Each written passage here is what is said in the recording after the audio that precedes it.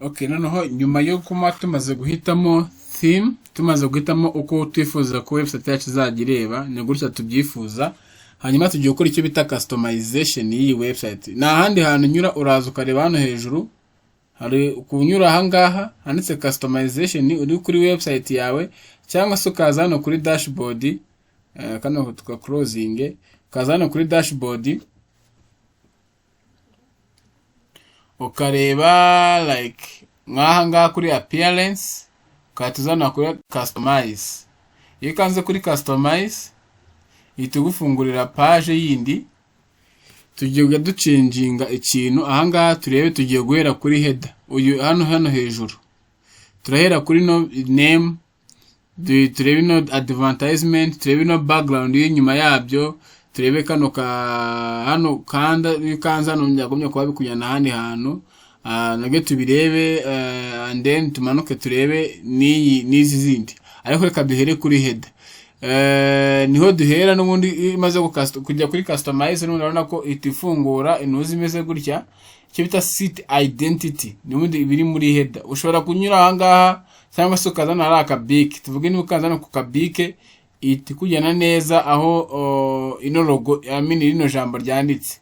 Hano ni site ni iri jambo, uko usibye ijambo urabona ko hano kahita kavaho, icyo ukoze nyine kitagihindura hariya, n'indi subizaho biratabigarukaho. Mu gihe iyo ufite logo ukanda hano kuri edit logo, iyo ikinyamakuru cyawe gifite logo uyishyiramo.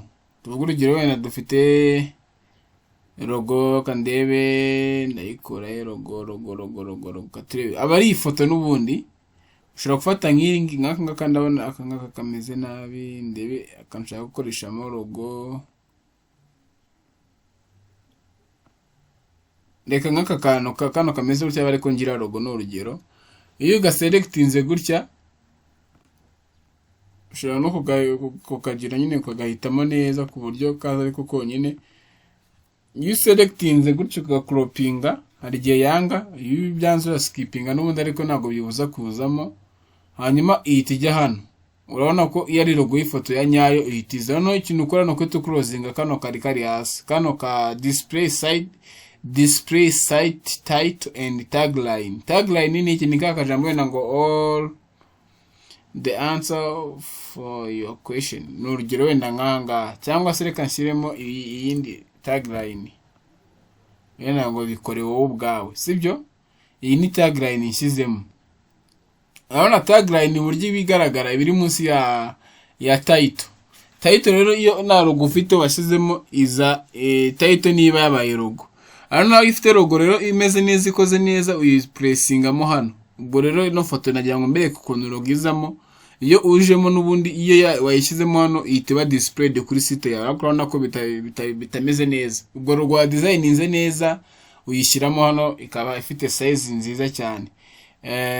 Kuyirimuvinga n'ubundi no gukanda kano konyine ihita ivaho. Tukomeze gutya bimeze. Ahangaha haza kano kaba kari hano. Nk'ahangaha harimo example icon. Iyi icon ibiri hano ni uyisettingiramo hano, site icon. Ushobora kuza ugachuzinga indi icon, change icon. Ubwo kenshi aba ari logo yawe n'ubundi ya logo yawe wamaze guhitamo. Niyo uzo ukaripressingamo hano igasimbura kano kari karimo by default. Hano nushyiramo kano irakaraza kuba kameze kuri iyi. Okay, ubwo tumaze kugahitamo, ndabona kugakropinga bitari gukunda. Okay, mwereke ushaka gafoto gasa nk'agafite size ntoya, ariko n'undi ni kuriye. Iyo ushatse igifoto gifite rana size baba bakuri komanza size 512 ubwo ni pixel 512 kuri 512. Wowe urazisetinga cyangwa se ukadesigninga neza. Nk'urugero nk'iyi ngiyi hano yisemo itugira select, nawe kubwira ko gukropinga kubera ko n'ubundi imeze neza, size irafitingamo. Iyo imaze kugahitamo n'ubundi kahita kaza kakajya ahangaha, kahita kari pressing iyi ngiyi. Ubwo nabyo mu bigerageza aho biri buze kwanga mwaza kumbwira. hanyuma ahangaha ukahita kuri turi kuri site identity, tumaze kubihitamo kubona ko abari kano karogo na kano. Turacyari kuri header option. Wamva kuri site identity ukahita kuri color. Ni amabara urabona ko dufitemo umutuku n'umweru. Ushobora guhindura rino bara ry'umutuku nakavuga tereka rise wenda blue n'urugero. Iyo ugizemo blue rino bara ryari ari umweru ari inuza ritahinduka blue, ngira ngo muri kubibona. Urabona ko bise bihinduka blue instead yo ku umutuku. Ushobora no gufata n'uyu mukara nawo ukawuhindura, ariko by now reka dukoreshe gutya aya mabara meze, duhitemo blue gutya bimeze. Hanyuma ndumva ngaho ari ibyo ngibyo. Okay, site title and n'ibiki. Ahangaha guhitamo nk'iri bara riba kuri site title, ushobora kurigira wenda irindi bara kavuga ati wenda naryo ribe green n'urugero. Urabona ko ritarihinduka gutya, ariko dukeneye ko risa umweru kuko niwo mwiza. Hanyuma imaze kubihitamo uza kuri background image. Iyi background image, iyi site yacu yose ifite background image imeze kuri. Urabona ko hano nyuma ngira ngo muri kugenda mubibona tutugenda turengaho. Ni ino image iri hano, ni iyi ngiyi iri hano. Ushobora kuyirimuvinga ukayikuramo.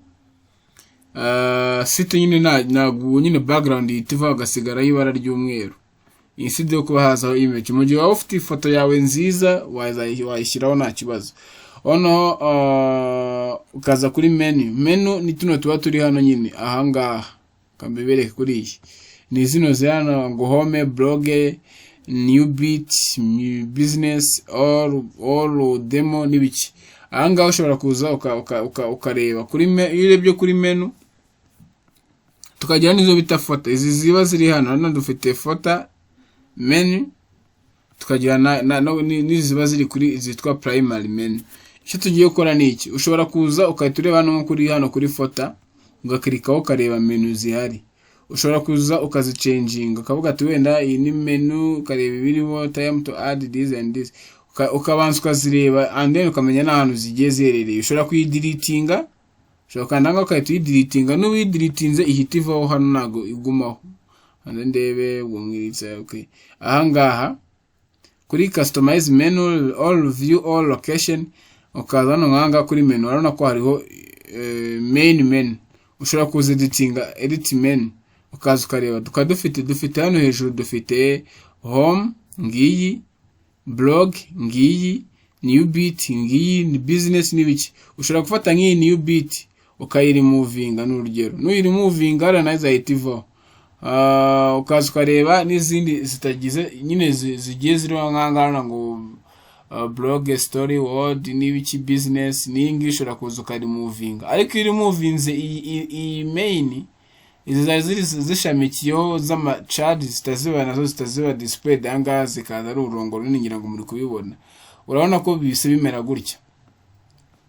Kuko aya ni ama custom link akujyana ahandi hantu. Reka nayo tuyadeleting tuyarimuvinge, atagukora kuri site kuko twimportinze data. Ugomba kubanza ugacustomizinga site ya kuburyo umuntu uzayisura azaza akagumaho nazaviho ngo ajye ku bindi bintu bitakukwinjiriza wowe bitakwinjiriza.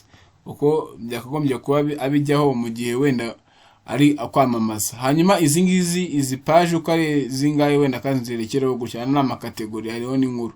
Ushobora no kwadingaho indi item. Ushobora kuzanga ukatuhitamo wenda indi item ukabona ni category, kavuga ati wenda reka mitemo ikorana, ukanda no kuri plus ikoranabuhanga n'urugero. Warangiza ukaza anga science. Izi ni inkuru nyine wifuza ko ziba displayed anga. Hanyuma iyo urangije kubihitamo uremeza, uhita wemeza ahangaha kurozinga kariya. Ushobora kuvuga ati wenda nkeneye ko ino blog iza hano hasi. Uterura gutyo, uraterura ntago biba bigoye, uraterura.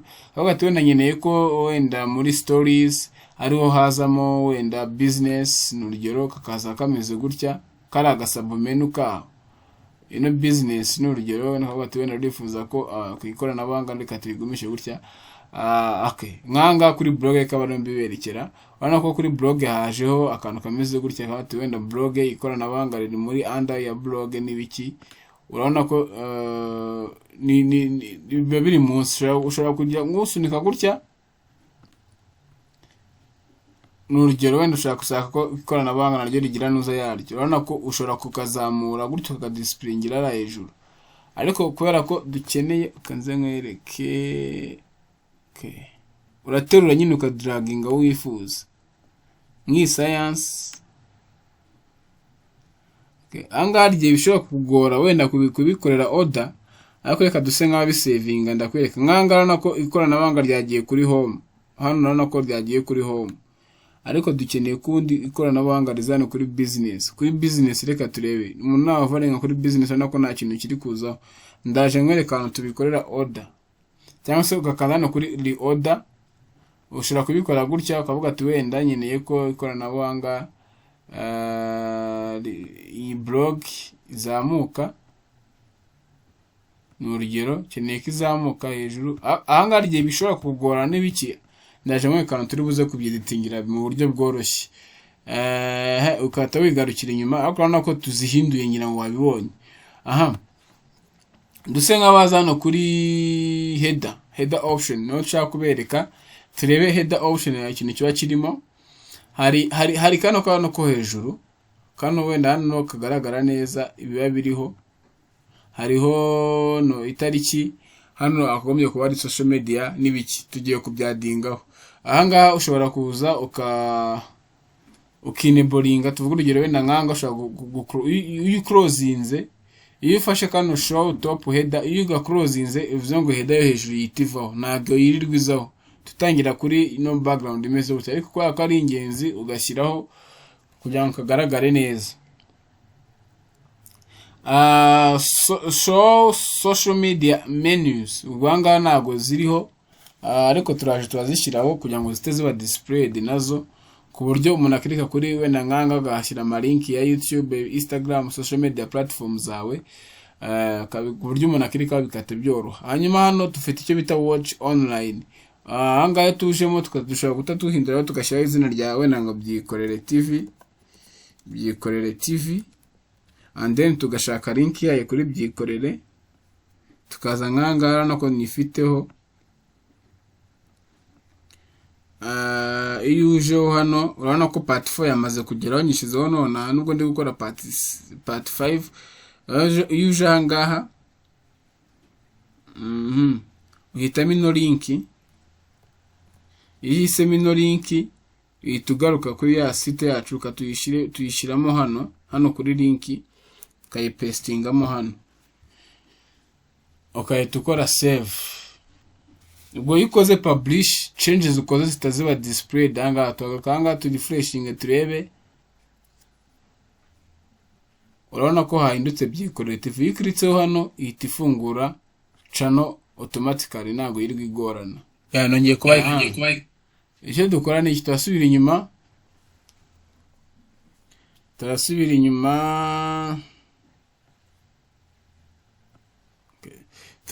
tugaruke ahangaha kuri na za menu, urabona ko zamaze guhinduka byose. Hanyuma tugaruka ahangaha turebe kuri header option ino ya kabiri, advertisement. Kano kabana ka hano niko kaba kariho advertisement.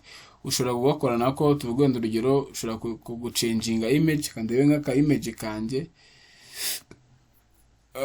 aka image usanga nk'amano ndakamamaza umuntu ya replacing aho nakaye. Kandebe nk'aka Bleftech.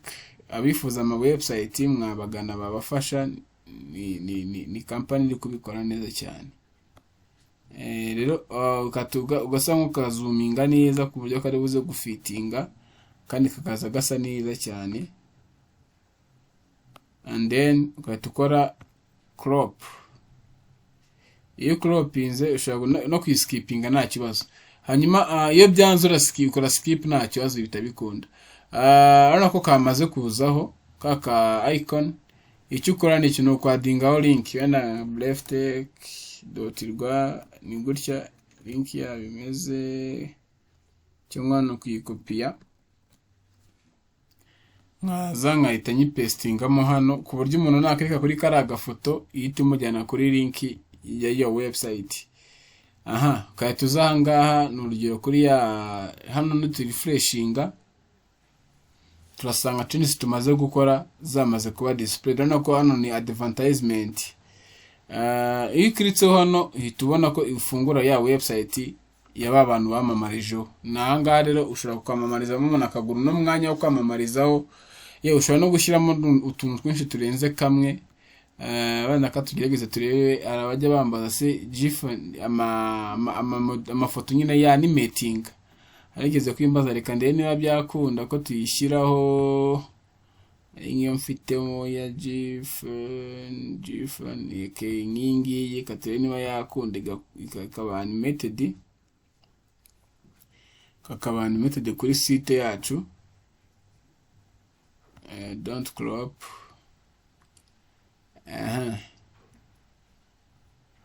Mbaza gati se ko animating urana ko gakunda nako ushobora gushyiramo agafoto ikajya ya animating iyo foto bitewe nizo bita GIF na format bifuza kuzareba kuntu bazi designinga.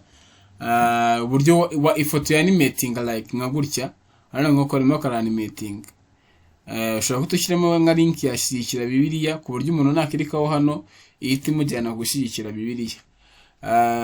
Reka tunarekeremo kano nta kibazo. Hanyuma urabona ko nyine birakunda byose bitewe nuko wifuza design yawe, urabona ko bikunda. Hanyuma ndifuza ko ino background nayo ihinduka umweru gasanga kano ka Bibiliya. Ubwo nibe tugiye kuyihindura umweru nahanga bivuze ngo tutubahindura ibara ryaho. Nabyo tubisettingiramo hano. Tutatugaruka hano kuri header image. Urabona harimo iyi ngiyi dushobora kutatuyirimuvinga. Turarimuvinga tuyikoresheje kano gutya ni remove gusa. Warangiza nimara kuyirimuvinga urabona ko isigaye imeze gutya. Iki tukora ni iki? Uhita ugaruka handi hejuru kuri colors ukahita karya kuri title and site color hanyuma ukatushyiramo irindi bara. Risa neza risa wenda ushobora kugabanya wenda nka opacity kugira ngo wenda kabe gafite blue imeze neza. Blue nashaka white blue cyangwa sky blue.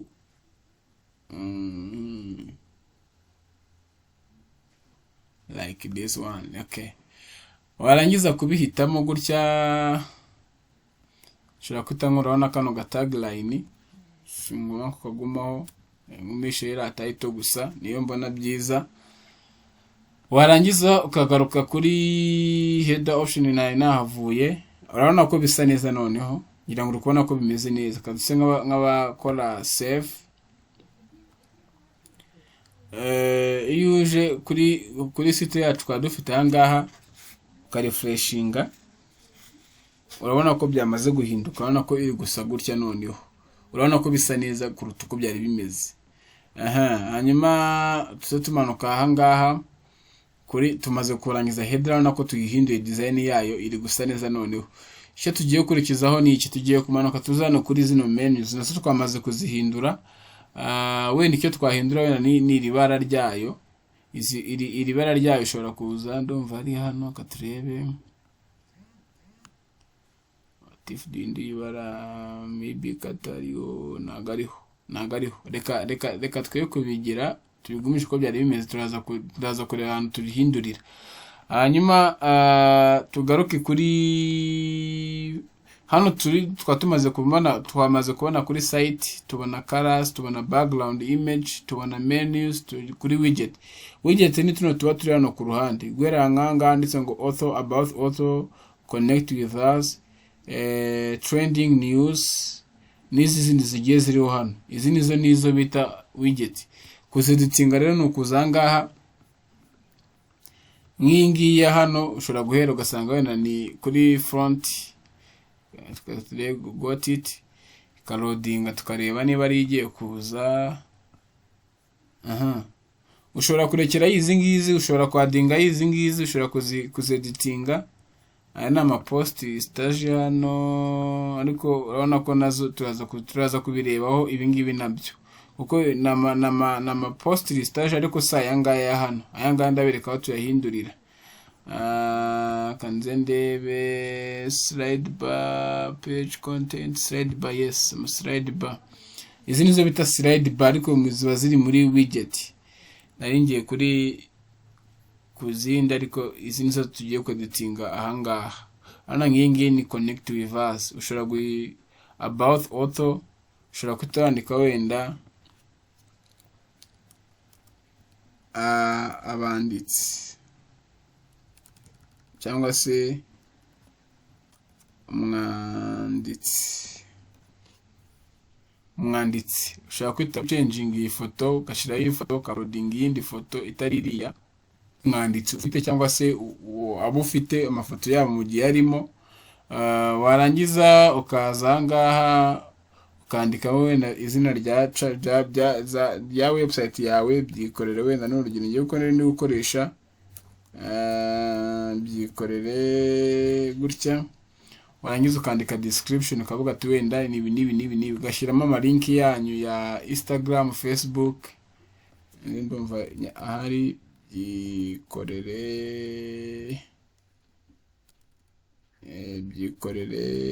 dotirwa gutya, byikorerwa harimo doti, byikorere Rwanda, nanga Twitter irahari, nibyikorere gutya. Warangiza kubikora kuriya ukahita ubidesigning ugapublishinga. Iyo umaze gupublishinga bivuze ngo n'ibindi byose ugenda editingira ahangaha. Ibyo editinza ahangaha bita bihindukana hano. Hano inkuru byamaze guhinduka. Reba nkangaha hano connect with us. Ushobora no kuzishyira ku murongo, ukavuga ati wenda ukeneye ko uyu mwanditsi wenda aza hasi n'abanzi. Iyo ugiye gukora usa nk'ukiritseho ukamanura kuri kano kantu, ukamanura gutya, bivuze ngo iri kugenda imanuka. Ugenda ukamanura kakagera kuri button, wenda hakaza n'ingiyi iyi nkuru, iyi nkuru izi trending story, ukaba ariyo wifuza ko yabanza hejuru. Iyo ubikoze gutya bivuze ngo izi nkuru za trending nizo ziza mbere. Ushobora kuvuga ati wenda inkuru zakunzwe. Ikindi ushobora gukenera kwadingaho utuntu twamamaza n'urugero. Sorry, ntabwo byabaye inkuru zakunzwe, si byabaye. Iyo umaze kugira kubikora inkuru zakunzwe, urabona ko kahise kaza inkuru zakunzwe, urabona ko arizo zihise ziba displayed ahangaha. Bivuze ngo ariko ahangaha hazaho inkuru zose. Ushobora guselectinga inkuru ukavuga ati wenda hajye hazamo wenda inkuru zakunzwe, ukavuga ati wenda ni imikino n'urugero, cyangwa se ikoranabuhanga, cyangwa se ubuzima n'urugero. Inkuru ziri muri zino category nizo ziba displayed. Rero nta nkuru iri muri category iyi ngiyi selectinze ntago ziza. Bivuze ngo inkuru yose igiye muri category urabona nkangaha hajemo man who saved 1000 people from HIV. Urabona ni izi ngizi zigomba kuzamo mu nkuru zakunzwe. Hanyuma n'izindi zose ziri muri no category ziba displayed hariya. Iyo birangije ugaruka ahangaha ukapublishinga. Iyo publishinze inkuru changes kwa zitazizamo ahangaha. Ushobora no gukora nuza yamamaza, ushobora gukora section yamamaza ugashyiraho agafoto n'urugero, ka uploading agafoto kawe kari ibintu yamamaza n'urugero, wenda kandebe nk'iyi ngiyi gafite size iri flat, nk'iyi ngiyi ngira ngo yajyamo, ariko nitajyamo turagerageza tuyishyire mu cyo ushaka ko nukubereka ukuntu bikoze. Okay, urabona nk'aka karamamaza and then ugapublishinga. Iyo wapublishinze urabona ko inkuru kano kamamaza kahita kajyamo. Yewe ushobora no kukapostinga kakajya hejuru y'izindi zose, kakaba ariko kabanza kwamamaza nyine bigakorwa. Ngira ngo mujya mubibona ku masite menshi kuko ni ingenzi kwamamaza, ntago wabireka. Ushobora no kwadingamo link ku buryo umuntu nakirikaho ihita imujyana kuri link runaka. Itukanda enter. Iyo ukanze kuri kano kameze gutya bivuze ngo nuza ifite link. Iyo ukiritseho hano ihita ikujyana kuri site. Warangiza kubikora ukahita publishinga. Bivuze ngo igarutse ku kinyamakuru cyawe cyangwa se kuri site yawe hari changes wamaze gukora. Iyo umaze gukora ziriya changes uzanga ugasanga bimeze gutya. Hano nukirika kuri kano gafoto irati kujyana kuri site y'iki kinyamakuru cyangwa se aba bantu. urumva ni inkuru zamamaza nyine uba ugiye gushyiraho. Ahangaha naho ukaza nyine kugenda uhindura bitewe n'ibyo wifuza ko bizaho. Iyo ibi ngibi birangiye ugaruka kuri site yawe. Ibi turabirangije ngira ngo murabibonye kuri widget icyo hakora, and then tugiye guhitamo zino nkuru za kugira ngo rero inkuru za bino bintu byanditse aha ngaho ugende ubyeditinga ku buryo bworoshye ukoresha tuno tubike tugiye turiho. N'ubundi nama widget ariko kugira ngo bikorohere umenye ngo ugeze aha ngaha ukirika nka hano kuri kano kanditseho express cyangwa se express post list, ukaza nama widget. N'ubundi urabona ko tukiri muri widget, ni hano nagiye bwa mbere namubyibuka. Ukaza hano kandikamo wenda ubuzima ni urugero, ukahitamo category wenda ya health. Bivuze ngo inkuru yose uzajya ubona ukayishyira muri health izajya iba displayed aha ngaha. Hanyuma ukaza hano kuri slide post yindi, hano handitse urabona ko byahindutse ni ubuzima, harimo inkuru imwe yonyine, izindi uri buze gushyiramo zikajyamo wenda reka nze ndebe nka category ifite inkuru nyinshi like kugira ngo tujye turebera hamwe. Maybe kari sport business, I don't know, yaba ifite nuza nyinshi. Turareba iyi business, maybe business sport ifitemo inkuru imwe. Katurebe business turebe, ushobora gusanga rero dufitemo nyinshi. Inkuru zirimo nizo zitaziba displayed anga. Okay, urabona nko muri business kamfata nganyite ubukungu kugira ngo bihure. Ahangaha hari slide noneho dushobora guhita wenda inkuru zingahe. Ubukungu ubonye ko dushizemo hari ubuzima, twashize ubukungu kuko n'ubundi ni business, ibintu bihura nyine usange wenda ni ibintu bigenda bihura n'ubukungu n'ubundi. Hanyuma tuze kuri no slide iri munsi hano twenda tuyite imikino, twashyire imikino, ubwo ni sport. Imikino tuze duhitamo sport cyangwa se sport. Nitumara gushyiramo imikino tugahitamo sport, ubwo inkuru za sport ziba displayed ahangaha munsi yaho. Hano handitseho tuntu turi double tubiri, ushobora guhitamo wenda ukavuga ati wenda hamwe ni post double colon 1. Ushobora kutaduhitamo wenda tukavuga ati wenda ahangaha tuhite ikoranabuhanga.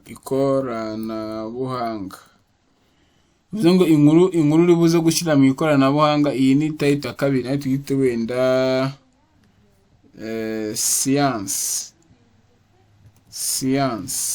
cyangwa se ubushakashatsi, ubuhanga no tuyite ngwiki politiki. Ahangaha kategori yo kuri select category hano tuhita tuhitamo ikoranabuhanga, turarifite kategori yaryo ariko ni technology. Hano kuri tech kuko dufite inkuru nyinshi. Tuze hano kuri politike duhitemo wenda news, health, business, ikoranabuhanga, imikino, kaduhitemo world. Ni urugero numva ni kugenda dushaka inkuru zagenda zikwiramo hano. Ahangaha urabona ko muri wadayimo inkuru imwe, nahangaha kugenda wadingamo inkuru mu ikoranabuhanga bigenda bijya ahantu bitewe na kategori bisizemo, ubugendo byaranje neza. Ino kaso dushaka kutaduhitamo wenda inkuru zakunzwe n'urugero munsi aha akavuga ati wenda izindi nkuru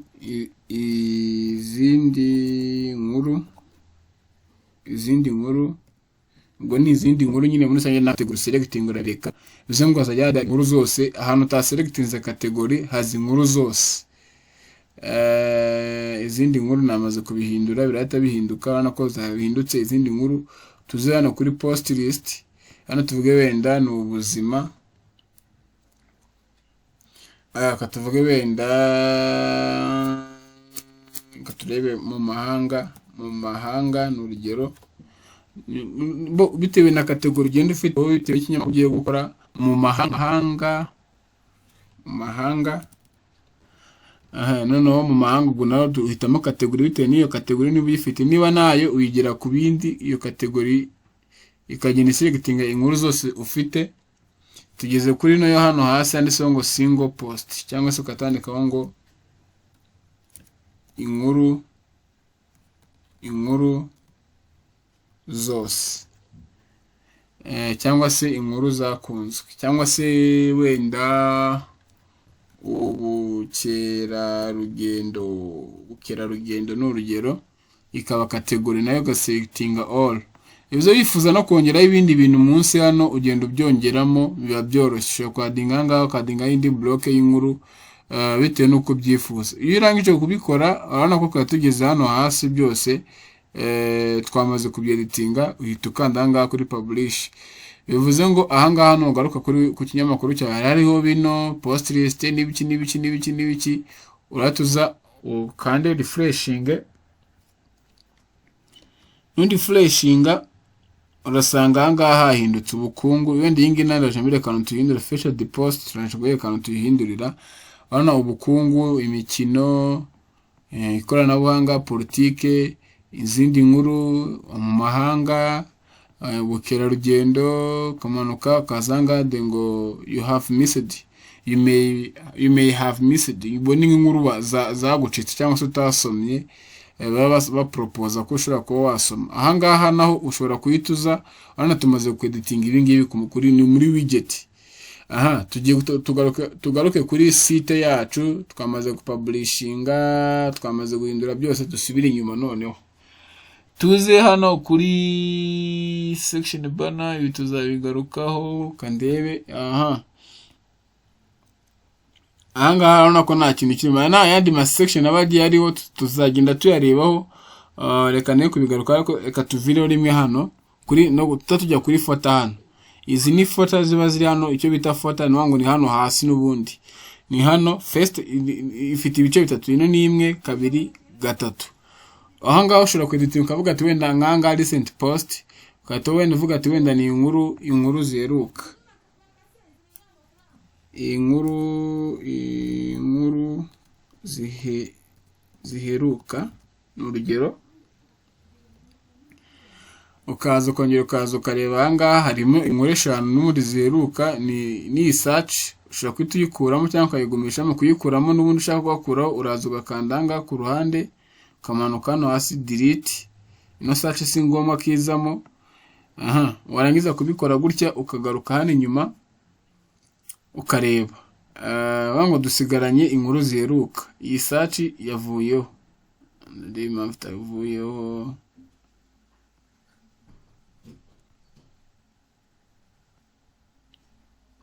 Inkuru ziheruka,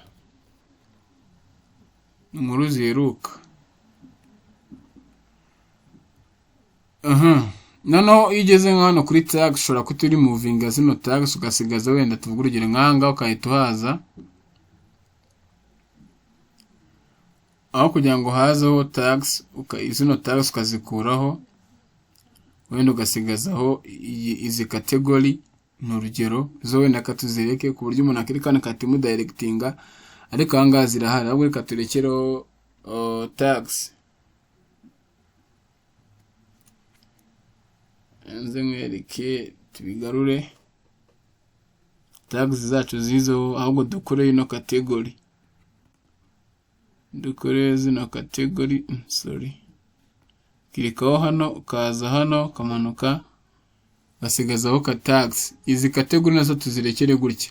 Hanyuma urabona ko dufite inkuru zimeze gutya. Ino foto ushobora kweditinga ugashyiramo wenda ibindi bintu, ushobora kwandikamo amagambo, kavuga ati wenda service mutanga, like kugenda ubikora bitewe nuko ubyifuza. Biroroha cyane kubikora, ni ukugenda uhitamo add hano hasi. Iyo uhisemo add ihita ibikugarurira. Nari mbigaruye ibyo nasibye. Hanyuma iyo urangije kubikora uza kuri third ni kano ka hano ku ruhande mu gihe wifuza kukeditinga. Ahubwo reka tukeditinge kano ka hano hasi. Hano nkanga dufite icyo bita photo menus. Ushobora kuzeditinga nkanga ugakanda nkaha, ukaba wahitamo izindi menus, tuvugana nka social media menu nkaha, akaba arizo ziza hano kuri photo instead yo kuba hazaho biriya bindi.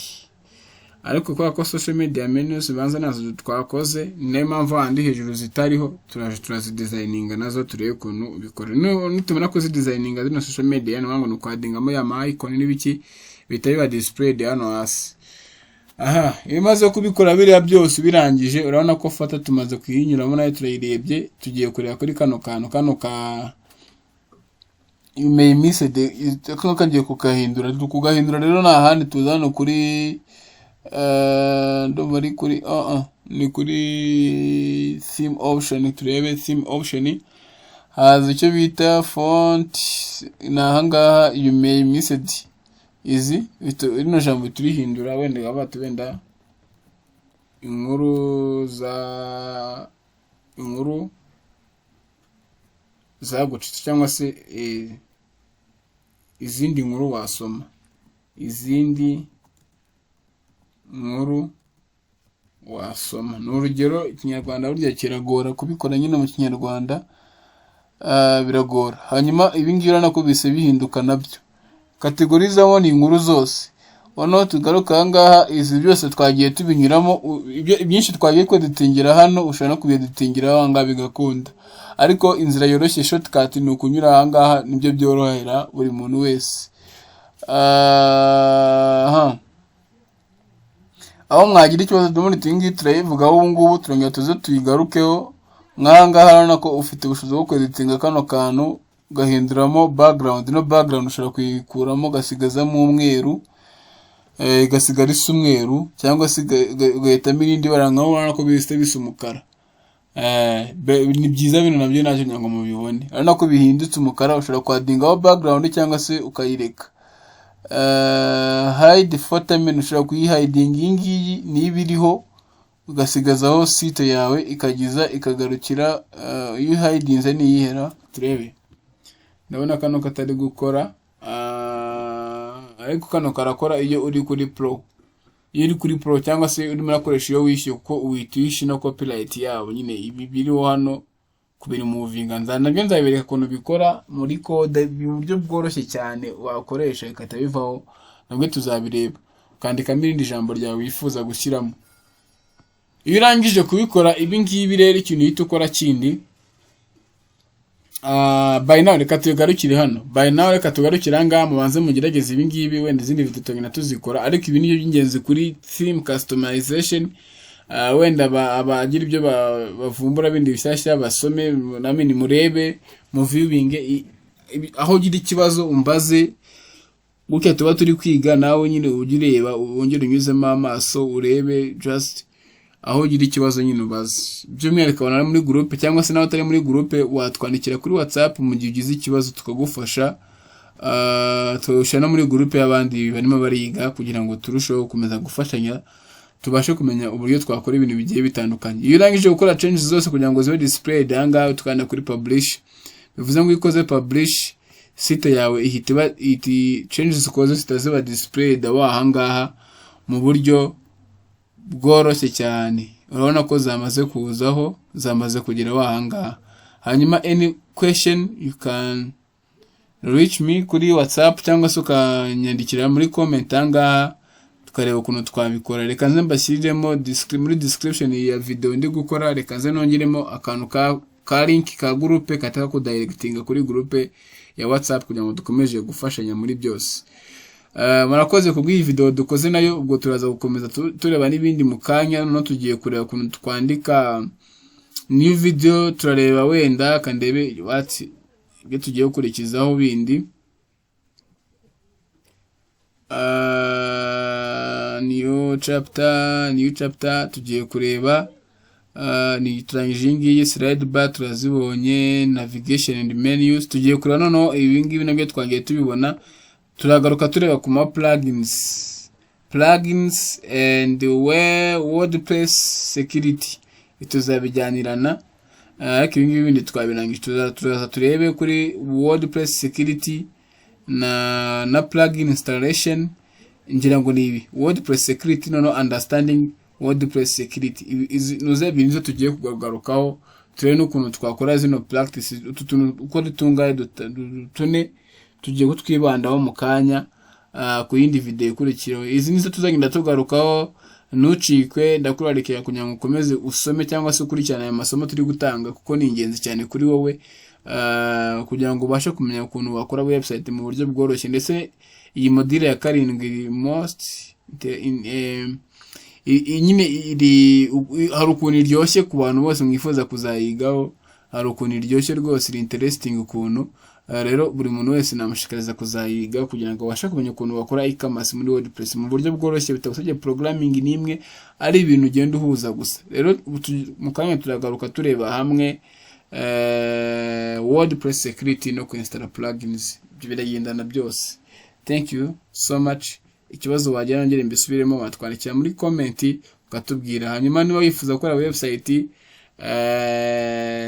n'ikigo cyawe, NGO, wenda ikigo cy'amashuri, ibintu byose wifuza gukora bijyanye na website, web hosting, nakubwira ngo igisubizo cyarabonetse ni kuri muri Bref Tech Company Limited. Baragufasha kugira ngo ibyo bintu byose nkubwiye, bakora web development, web hosting, software development, icyo bita search engine optimization, digital marketing, IT consulting cyangwa se consulting. Nyine ikigo ko batuwe na mukeneye kubaka website, turaba consulting nyine tukabasha kubafasha kugira ngo murusheho kumenya ibintu mwakorera kugira ngo business yanyu itere imbere mukoresheje IT, mukoresheje ikoranabuhanga. Ni iki mwakora kugira ngo service mutanga cyangwa se ibyo mukora kugira ngo birusheho gukundwa cyangwa se birusheho kubonwa n'abantu benshi. Rero ibi byose ni service zitangwa muri Bref Tech, guhera ku 200 gusa ku mwaka, bishobora no kujya munsi yabyo. Buri mwaka ugomba kwatanga, ariko for the beginning ubwo nyine utangiye ku mwaka aragabanuka. Nanga bitewe n'ibyo wahisemo, wajyaho kuri no website ukareba byinshi wamenya, bakagufasha. Hanyuma ikindi niba utarakora subscribe ku channel yacu, wakora subscribe kugira ngo tujye turushaho kubana muri video zacu za buri munsi. Murakoze cyane, ukomeze kubana natwe.